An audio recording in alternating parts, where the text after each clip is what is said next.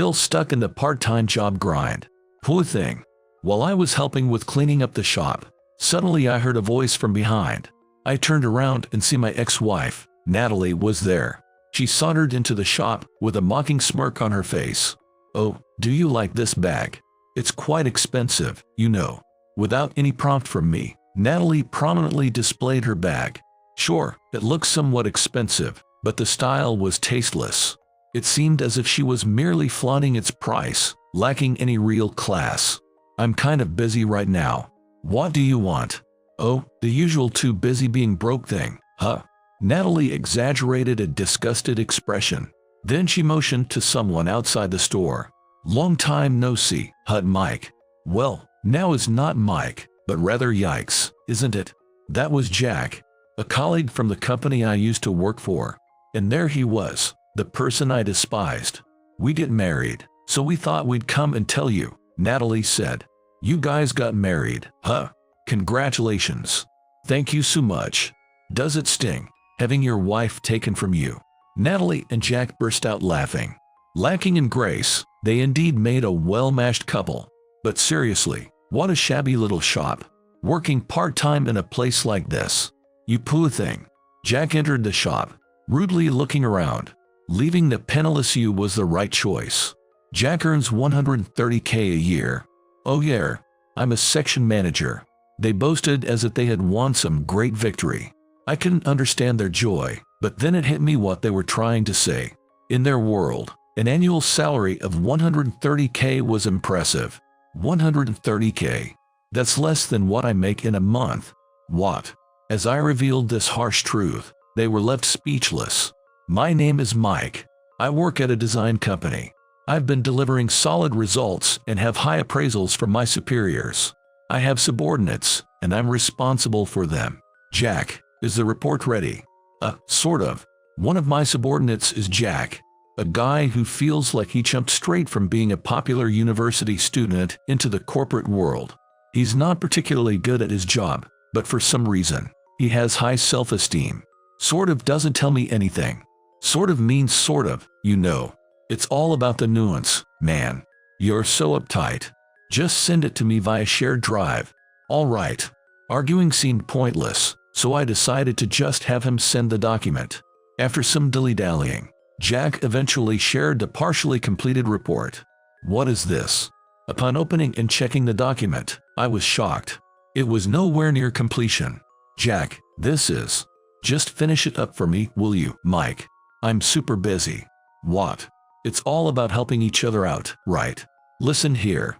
Gonna take a smoke break. See ya." With that, Jack left the room as if fleeing.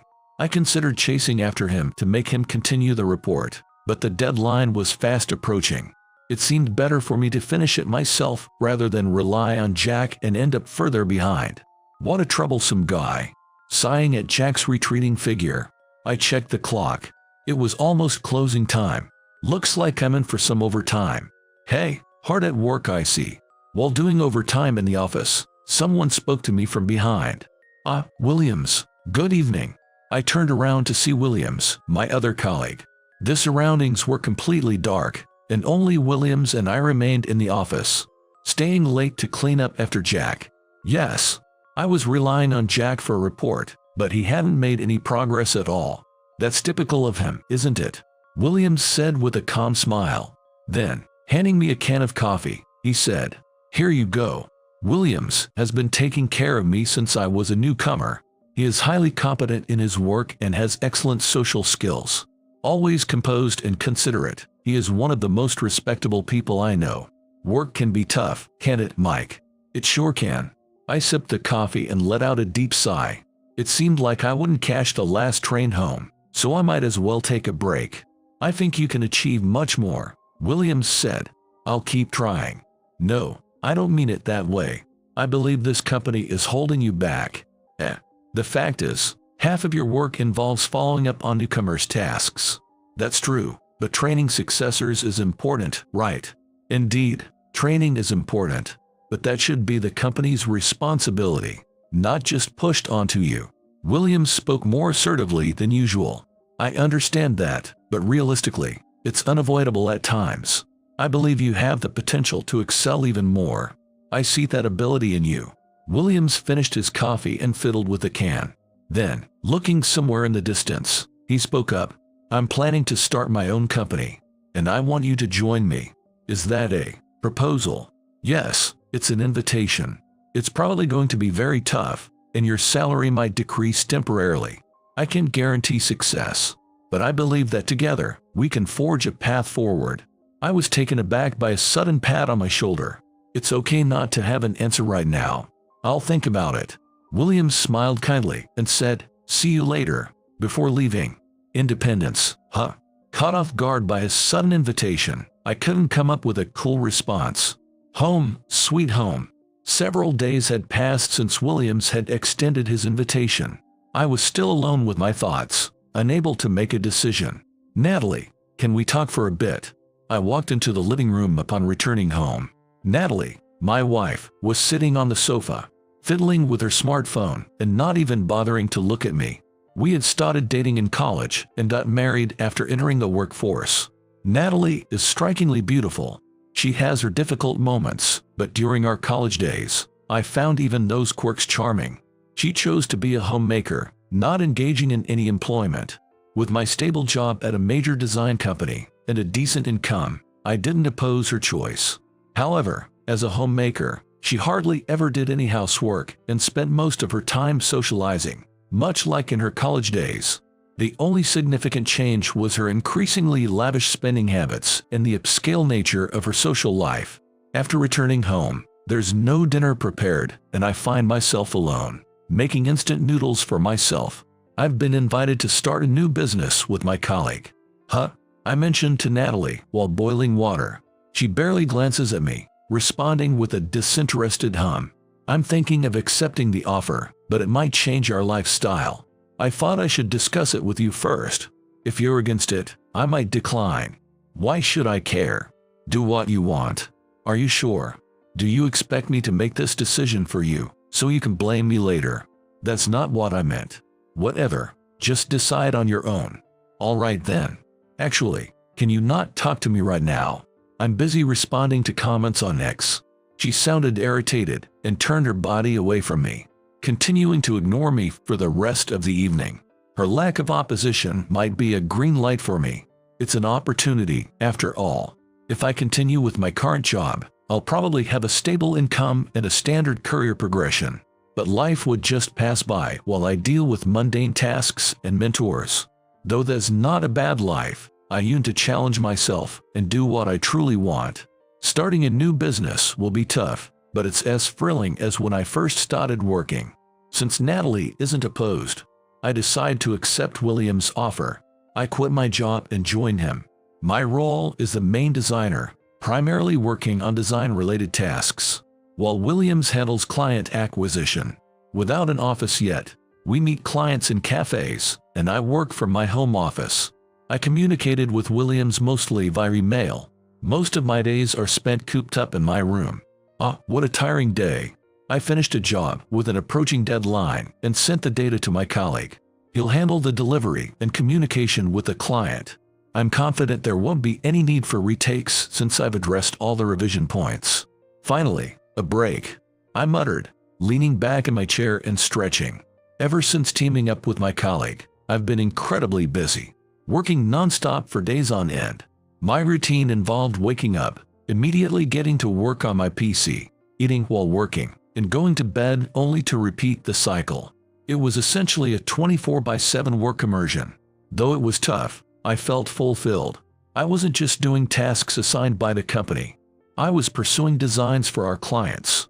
My colleague managed the financial aspects, allowing me to focus solely on design.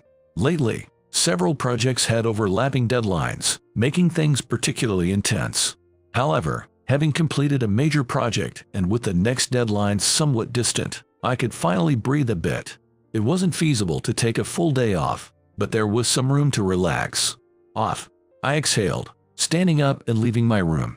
I squinted in the sunlight streaming through the window, realizing it had been a while since I left my room except for nights. Good morning, Natalie. I greeted as I entered the living room, where Natalie, my wife, was lounging on the sofa. engrossed in her smartphone, finally stopped being a shut-in. Natalie quipped, "What are you talking about?" I was taken aback by her comment. "Didn't I tell you I was working in my room? Recently, I've been so busy it's almost like I've been a shut-in. Apart from taking baths and making late-night runs to the convenience store for food, I was spending almost all of my time in my room. While it might be considered a form of self-seclusion, calling me a shut-in is too much." "Yeah, sure. You must have been fired. Stop hiding in your room and go find a job." "I am working," I reiterated. "That's a lie. I actually have a salary being deposited, you know." "Well, that's true, but if I made you anxious, I apologize. But things are going well. But you're not working for a top-tier company anymore. How am I supposed to explain that to people? I don't know what to tell you. This is like fraud. It's utterly embarrassing." Natalie was becoming hysterical. Her voice was grating on my sleep-deprived mind, and I had to leave the living room to escape. I had planned to relax with a cup of coffee, but with this commotion, it was impossible to find peace. To be called a shut-in was harsh. Sure, my current income from working with my former colleague was less than what I made at the company, but that was expected during the startup phase. I had explained this to Natalie, and she had seemed to understand. I couldn't fathom why she was acting this way now, but I guessed she must be feeling some stress about her husband's new venture. "I'll sleep for a bit." I knew I had to talk things over with Natalie, but right now, the exhaustion from work was overwhelming. I planned to rest until the evening. And then there's the issue with Jack. I thought to myself as I saved the document I had completed, covering for Jack's lack of progress. Earlier, unexpectedly, Jack had come to my house. He said he needed help with a work project he didn't understand. When I asked where he was having trouble, he just said, "Just finish it off for me." Reluctantly, considering I had started this project while still at the company, I couldn't refuse outright and agreed to help this one time. I took the USB drive with the partially completed data and used my PC in my room to finish the design. It took about 30 minutes, and during that time, it seemed Jack was waiting in the living room. This should do it. Pulling out the USB and stepping into the hallway. From the living room, I could faintly hear Jack and Natalie talking. Every time I ask my husband, he just says he's working. "Jack, do you know anything about his situation?" "Mike, he claims to be working, right?" Jack inquired. "Yes, isn't he?" Natalie seemed curious. "Actually, Mike was fired from his job," Jack revealed, smirking. "Really? He's probably too embarrassed to admit he's a shut-in. Hence, he's pretending to have started a business." "I thought as much," she added. "Did you hear why he was fired?" Jack asked. "Is there a reason?" Natalie's interest piqued. "Well, it involves a female colleague." Upon entering the living room, I saw Jack sitting on the sofa, quickly turning to face me. The proximity between him and Natalie suggested they were having a private conversation, although I couldn't catch much of what they were saying. Natalie glanced at me briefly before hastily retreating to the kitchen. "Mike," Jack began. "I finished the design. And could you please also handle these documents?" "More work." Jack grinned and handed over the file before heading towards the kitchen. Inside the file, there were several documents. "Are you making coffee? Let me help you." "There's no need, but I'd like to know your name." "It doesn't really matter what you call me." "Come on, you can't be like that." "What's your name?" "It's just Natalie." "Wow, Natalie, that's a cute name." "Thanks. Can I call you Natalie?" Jack asked, his usual cheery demeanor unchanged. Jack was acting his usual self. At work, he would casually chat up the female employees. It seemed like he didn't even realize he was flirting. To him, that light-hearted approach was just normal. "Suit yourself." "Awesome. I'm glad." "Oh, please call me Jack, too." Jack's manner of speaking was like that of a carefree college student. "No way. I'm not calling you that yet." "Aye, man. But you said yet. It doesn't mean anything deep." Natalie brushed off Jack's attempts at flirtation with ease. She had been accustomed to being hit on since her university days, so this kind of interaction was nothing new to her. "But tell me, what did your husband do?" That's a bit tricky." The two of them lowered their voices even more, possibly discussing my reputation at my previous company. Although curious, I decided that finishing the documents was more pressing. It's kind of weird to talk about this sober, so let's go to a bar next time. Well, that's... Natalie, you're beautiful, so I'll treat you. I've finished the documents. All right, thank you so much. I quickly finished the documents and called for Jack. He came back from the kitchen with an exaggerated sigh. As I was reviewing the contents of the documents, Natalie brought 3 cups of coffee. How should I handle this part? I pondered, staring at the design on the PC monitor. Williams had recently landed a significant contract for our company. It was a major project that could shape our company's future. I had dedicated myself to this work, which resulted in me spending most of my time in my room. The design was quite good, but it seemed to lack a final touch. Unable to come up with new ideas, I decided to head to the living room to make some coffee. Walking down the hallway, I thought I heard voices from Natalie's bedroom. Assuming she was watching a video on her phone, the voices sounded familiar. Then, the door to Natalie's bedroom opened, and an unexpected person emerged. Jack. Suddenly, the bedroom door opened, revealing Natalie and Jack. They seemed unusually close and quickly stepped apart when they saw me. "Oh, it's you," Natalie said, looking surprised, while Jack stepped forward. "Mike, did you finally decide to stop being a shut-in?" Jack smirked, maintaining his brazen demeanor. Why were the two of them coming out of Natalie's bedroom together? No need to ponder the reason, it was apparent. Their vibe wasn't just that of acquaintances, but of lovers. I knew Natalie well enough to understand. "Please leave." My mind went blank, but I managed to say that. "You're the one who started this. I'm not paying any alimony." Natalie spat out. I had started what?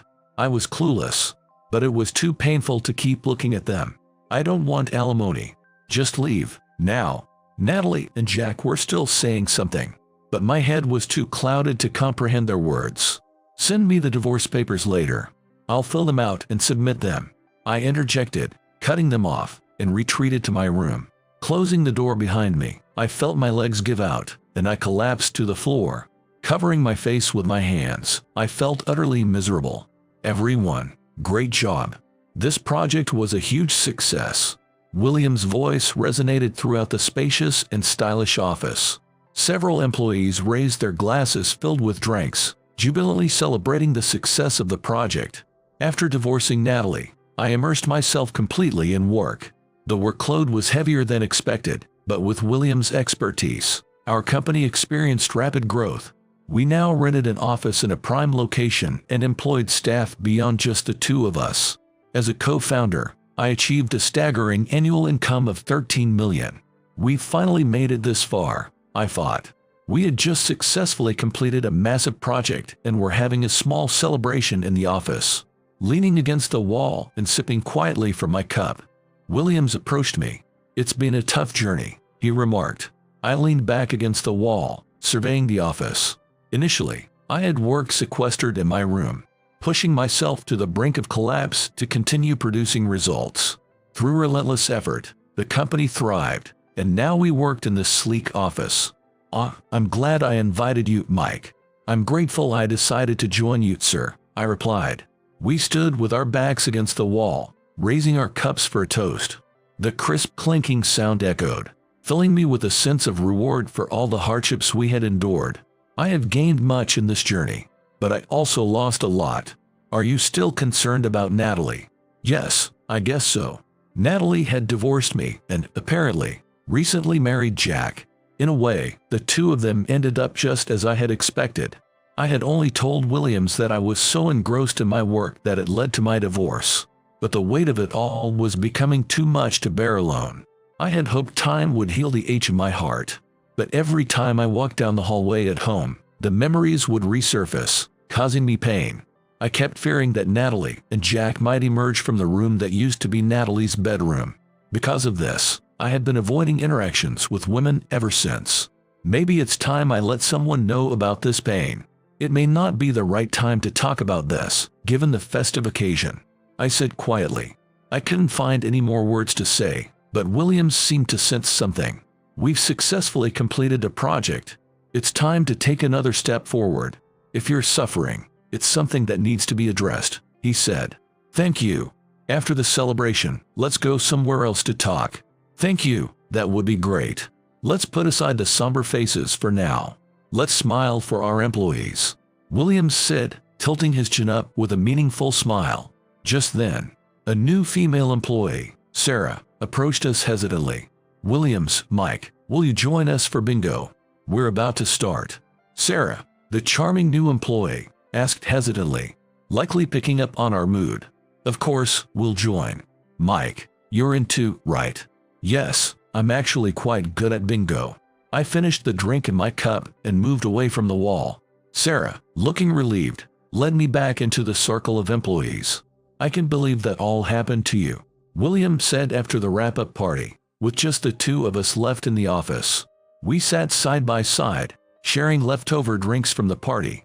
Mike, that guy, opening up to Williams about Jack and Natalie.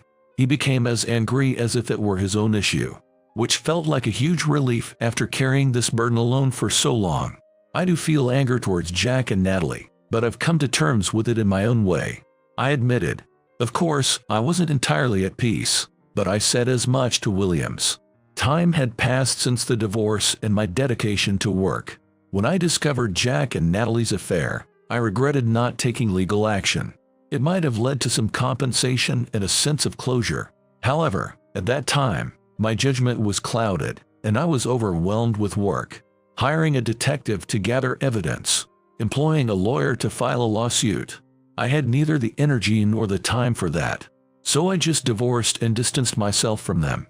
Now, after so much time has passed, I'm not even sure if I can still claim alimony. And honestly, I don't feel like pursuing that path again. No, you've been hurt, Mike. I can't just stand by and watch that happen, Williams insisted.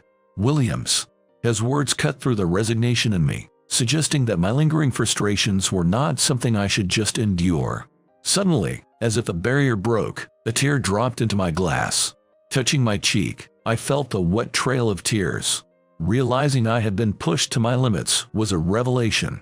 Williams, without saying a word, patted my shoulder, and then unexpectedly, he made a suggestion. "I have an idea," he said. "What?" "We're going to get back at Jack and Natalie." "But how?" "I won't do anything bad. Don't you trust me?" Williams asked with a mischievous smile. "Of course, I do. I've come this far because I trust you. It's impossible for me not to trust you," I said sincerely. "Thank you," he murmured, smiling happily. A few days after I confided in Williams about Jack and Natalie, he entrusted me with a new task. It was to assist with the renovation of a client's store. Our company is like a jack of all trades in design, handling various projects if they are within our scope. This time, we were asked to propose a total design for a store and assist on site. Now, the renovation was complete, and I was helping to tidy up, boxing up items and clearing out. That's still the life of a part-timer. How pathetic. A voice suddenly said from behind me. Turning around, there stood Natalie, my ex-wife. Natalie entered the store with a smirk, looking down on everything. "Oh, are you curious about this bag? It's expensive, you know." She held up her bag, which did seem expensive, but it was in poor taste, as if she only wanted to show off its price. "I'm busy right now. What do you want?" "Oh, the pool have no leisure, do they?" Natalie exaggerated a look of disgust. Then, she invited someone who was waiting outside the store. "Long time no see, Mike." Well, now is not Mike, but yikes, right. It was Jack, my former at the company I used to work for. I got married to Jack. Just thought I'd tell you. You guys got married. Congratulations. Thank you so much. Are you upset that your wife was taken away? Natalie and Jack were laughing loudly. Clearly a pair without any elegance. Seriously, what a miserable store. Are you working here as a part-timer? How pathetic. Jack entered the shop, looking around carelessly without any hesitation. Divorcing a poor man was the right decision. Jack earns $130K a year. Oh yeah, I'm a section manager. Jack added with pride. Their sense of triumph puzzled me, but I realized that in their view, an annual income of 18 million yen must be impressive. 130K. That's less than my monthly income. What? Their faces showed utter disbelief. Ha ha ha. What nonsense are you spouting? There's no way a part-timer earns that much. Natalie retorted. clearly convincing herself I was lying, with a scornful smile. Whining like a loser is pathetic, you know, Mike. Working part-time in such a shabby shop. What's your point? You're just a loser, Mike. Working here, losing your wife to me, and even lying about your income. Jack laughed mockingly, finding the whole situation hilarious. Natalie joined in, laughing uproariously. Unbeknownst to them, the owner of the shop was standing right behind them. Sorry about my shabby shop, Jack. What? Jack turned around, startled. Standing there was an elderly man with a robust physique. Mr. Johnson. Jack was visibly shocked. That old man, Mr. Johnson, was the owner of various stores and a key client of the company where Jack and I previously worked. Why are you here, Mr. Johnson? Wait, you're the owner? That's right. This is one of my new shops. Seriously? That's right. I heard Will and Mike were starting a company, so I entrusted them with the total design. Indeed, Mr. Johnson had been a significant client back when we were at the previous company. A major client indeed. Williams had negotiated and managed to get us a part of the project. So, you started a company with Williams. Natalie looked at me, her face turning pale. That's right. I've been explaining that all along. You're lying, right? Natalie had refused to listen to anything I said, and probably believed everything Jack told her without question. Hey, I'm Jack here. Please consider me for your next project. Jack, misunderstanding the situation, tried to ingratiate himself with Mr. Johnson. But Jack should have known better than to act that way towards Mr. Johnson. I remember warning him once, but he probably didn't listen.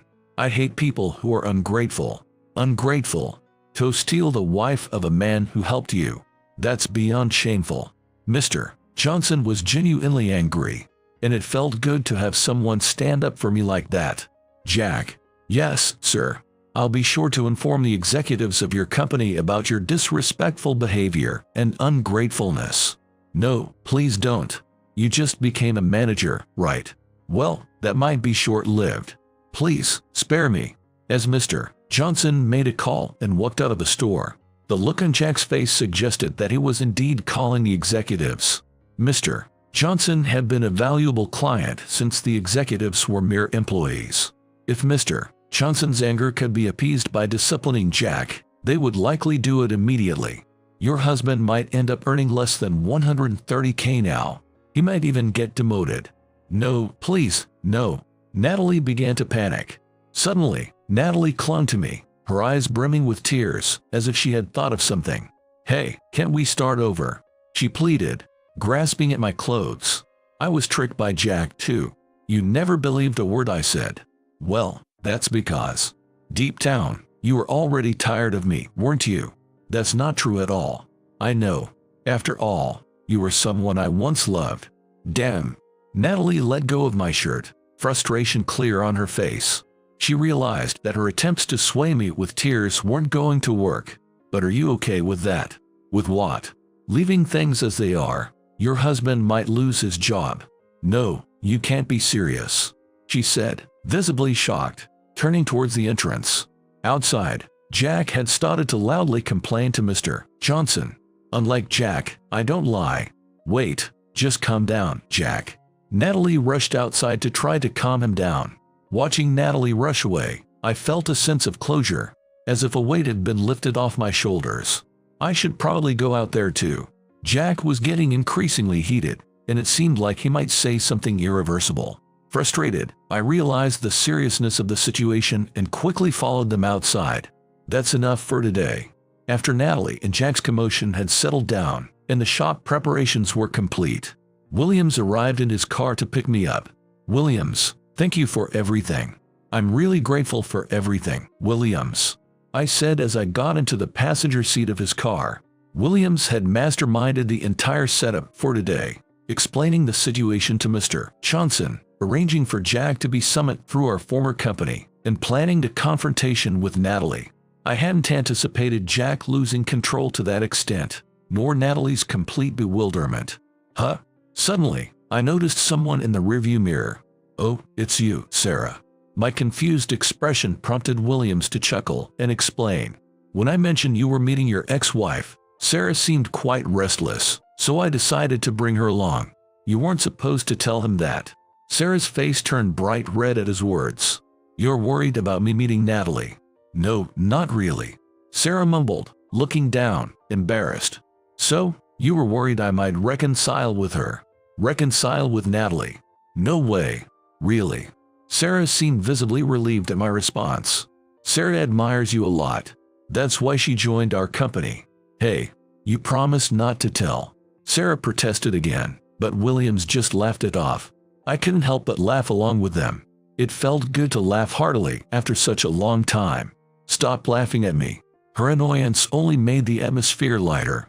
Surrounded by a mentor I trusted and a charming colleague, engaged in fulfilling work and earning a substantial income, I knew I had made the right choice. A sense of deep satisfaction and contentment filled me.